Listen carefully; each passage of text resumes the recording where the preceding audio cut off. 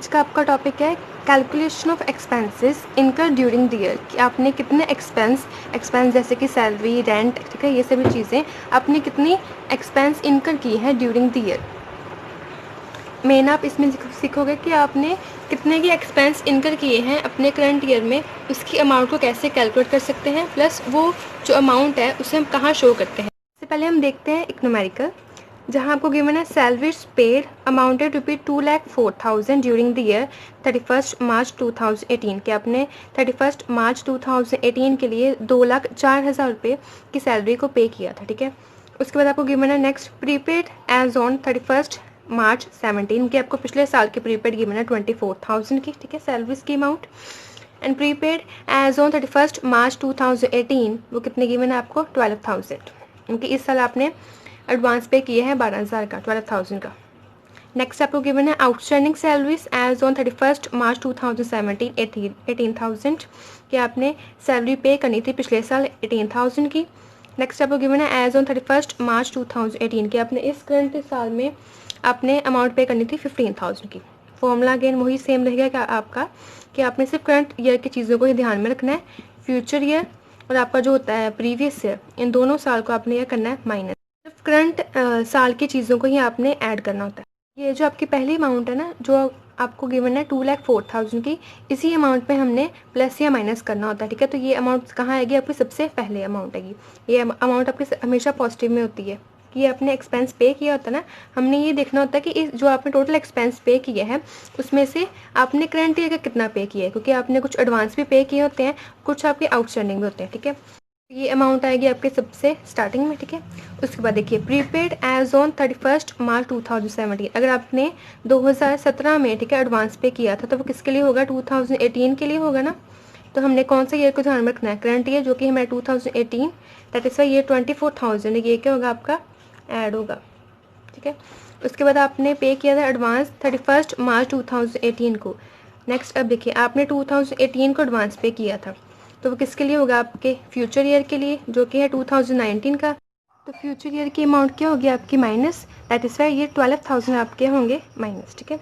उसके बाद आपके last outstanding salaries as on 31 March 2017, के आपने पिछले साल, ठीक है, कुछ आउटस्टैंडिंग सैलरी किसी को सैलरी पे करनी थी जिनकी अमाउंट थी 18,000, अगेन पिछले साल की है, हमें पिछले साल से कोई लिंक नहीं है, तो हमने सीधा इसको क्या करेंगे माइनस, ठीक है। Next as on salary outstanding as on 31 March 2018, कि आपने इस करंट ईयर में 15,000 की सैलरी को पे करना था, ठीक है, दैट इज करंट ईयर क्या है, सीधा हम क्या करेंगे इसको ऐड। तो इसी से ही आपका ये फॉर्मूला जनरेट होता है। सबसे पहले आपने क्या लिखना है कि expenses paid during the year, कि आपने कितने टोटल एक्सपेंस पे किए, तो ये अमाउंट आपको रिसिप्ट एंड पेमेंट अकाउंट में शो होगी, ठीक है। सबसे पहले हम वो वाली अमाउंट लिखेंगे, जैसे कि आपको गिवन था 2,04,000, या लिखेंगे 2,04,000।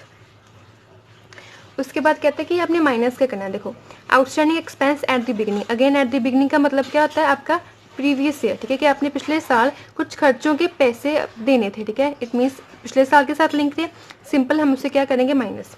जैसे कि आपको यहाँ गिवन था आउटस्टैंडिंग सैलरी पिछले साल की, ठीक है, बिगनिंग की, वो कितनी थी 18,000, यहाँ लिखूँगी मैं 18,000 आपका माइनस में।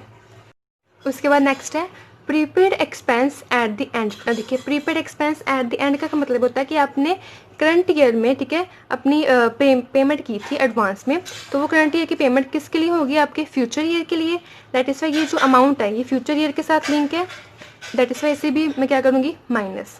जैसे कि आपको यहाँ गिवन था प्रीपेड एज ऑन 31 मार्च 2018, मतलब करंट ईयर की 12,000 माइनस, तो यहाँ लिखूँगी मैं माइनस करके। उसके बाद है कि outstanding expense at the and, कि आपने इस साल, ठीक है, कुछ खर्चे की पेमेंट पे करनी थी, अगेन करंट ईयर के साथ लिंक है, सिंपल ऐड होगा।